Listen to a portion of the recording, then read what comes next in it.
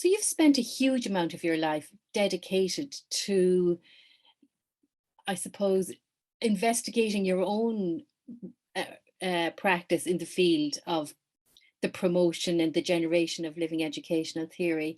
And I'm wondering what makes you so passionate about it? It's linked to questions that I asked when I was 23 years old. And it was focusing on what was I going to do that was worthwhile in life? It's those fundamental questions. I got a science degree. I felt that it was rather narrow. I wanted to extend what I call following Richard Peters, the cognitive range and concern. And it felt to me that working in education, and that's why I went into an initial teacher education course, because it felt to me that education was one of the most worthwhile things that one could do, because it focused on values of human flourishing. And so that's why I think I'm still passionate about it. I work with marvelous people around the world, including what I did last week at the professional development and the services unit with teachers in Ireland. There were 91 of them in that meeting, and the energy that was there, the passion that they held for the values they held.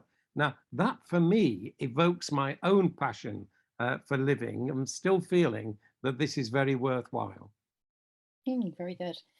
And I suppose that passion kind of is a little bit infectious as well, too, sometimes, isn't it?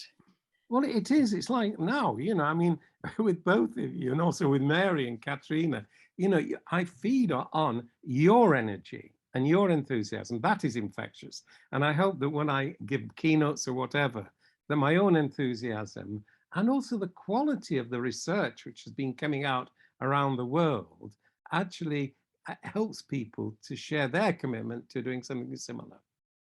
Okay, that's great. Um, Bernie, did you want to throw anything in there? No, I think I was listening to Jack there. I think, saying that he's had this passion since he was 23 years of age. I'm just wondering, were there any influences on his life at that stage, or did it just come from his own thinking, or were there people who influenced him or readings that he came across? There were many readings. I'll go into just some of them, but I'll just say that I think at the age of 22, 23, when I really was just wondering about what is worthwhile in life. I always remember in a park in Newcastle, just lying out in the sun and actually being filled with a kind of life-affirming energy, a kind of flow of energy, which was obviously cosmological. It was actually coming from the cosmos.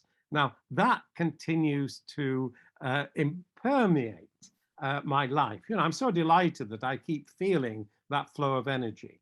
Now, on my postgraduate course, my initial teacher education course, I came across the work of Richard Peters in his Ethics and Education, which had just been published. And that was inspiring for me because he actually talked about the values like freedom and justice, consideration of interest, respect for persons, democratic forms of the procedures for carrying out and making decisions. Now, I also came across the work of Martin Buber, and that has continued to influence me as a Jewish theologian interested in I, thou, I-you relationships, dialogue in education. The work of John Dewey. I came and read voraciously over that year, and it wasn't only the politics, it was all about professionalism. I read a book on the characteristics of professionalism, and that has continued to inform what I do as I try to enhance professionalism in education. So those readings with Eric Fromm in particular, that I read all of the works of Eric Fromm, it's a huge stack, but on my postgraduate course, I faced the man for himself and the fear of freedom. And Fromm said, look, if you can face the truth without panic, there is no purpose to life other than the one you give to your own life through your own loving relationships and productive work. And that idea of the productive work has stayed with me in education. It's rather a long answer, but I was really inspired by the ideas and the work of others.